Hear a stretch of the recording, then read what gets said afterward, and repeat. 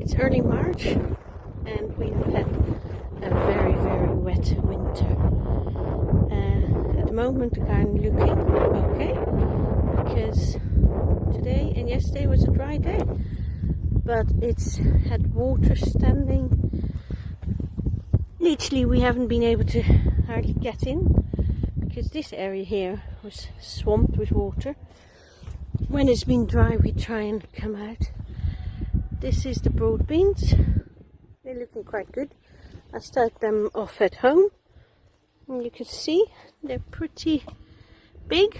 We put this trampoline net around them because for the weather and gives them some warmth, and I think there's a little bit of slugs, but they are growing nicely.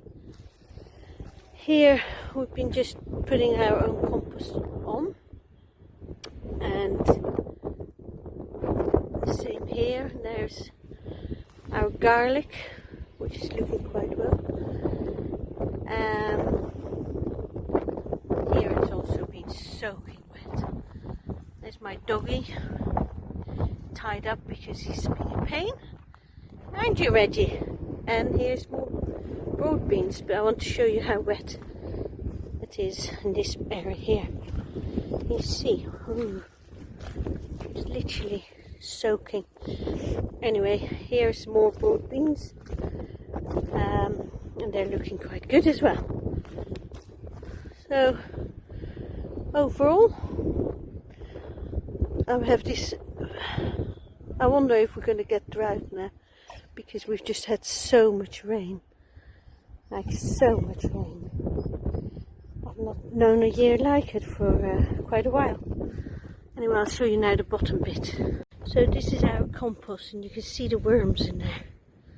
They're amazing. Are you checking them out, Reg? Hey, Reggie? Hey, what are you doing?